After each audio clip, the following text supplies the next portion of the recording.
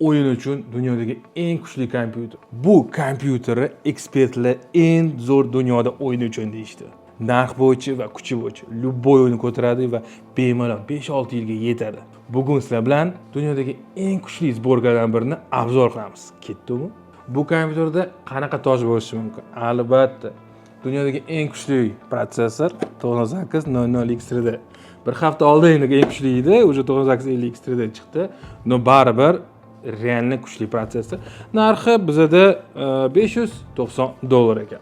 Video kartaga kelmaymiz hozir. Birinchi Masinskiy patorsi aytamiz. Bizga spesial men o'zim sevgilimni X670 Asus'dan tanladim. Neki bu 01 deb yozilgan. KSdan motivatsiya berib turadi-da. Keyin sovutgichga bemalol biz Sama brendidan mana SM360 Pro tanladim. Ekran kerak edi menga, lekin qimmat bo'lmasini xohladim. Spokойно 9800X3D ni maksimal o'sha sintetik testida ko'rdim.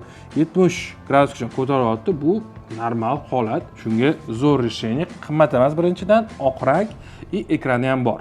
Endi operativkaga kelsak, operativkamiz eng arzon 6800 tezlikli, chistotali operativka Lexar brendidan. Video kartamiz esa 50-70 GB Eagle oq variantida. Realni hozirgi kunda bu juda qimmat video karta, no spesial test uchun spesial sizlarga yig'dik bu narsani. 12 GB и DLSS 4.0 funksiyalarga ega.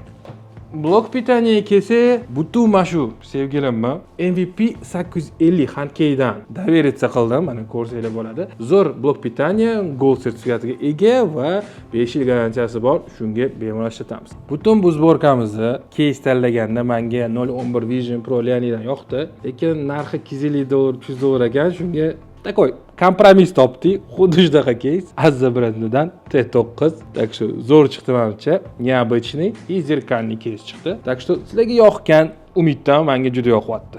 Endi testga o'tish vaqti keldi. Bugun sizlar bilan 2-3 o'yin test qilamiz. Ultra, низкий, средний настройкада va обязательно DLSS 4.0 qanchalik kerak, kerak emasligini sizlardan ko'rib chiqamiz. Sizlar bilan Shahzod Shodiyev, Shodiyev testni boshladik.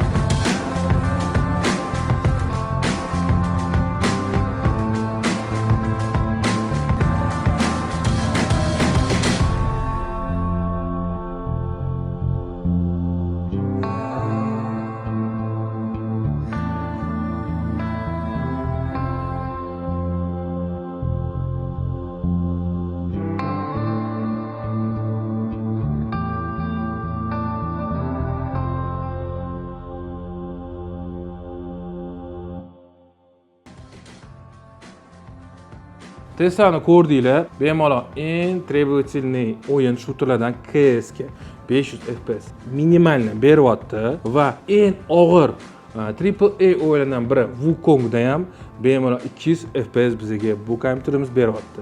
Narx-navolarni Telegram kanalida ko'rsanglar bo'ladi. Bularni o'zgartirsa bo'ladi. Narxi o'zgaradi shunga qarab. Bu sborkam aytganimdek manga yig'ilgan edi. X670 juda qimmat. O'rniga tam yaxshi boshqa materiallar ham qo'yib arzonlashtirsa bo'ladi. Rangini o'zgartirsa bo'ladi. Короче, как хотите, zakaz qiling va обязательно подписка bosib qo'yinglar. Rahmat sizlarga.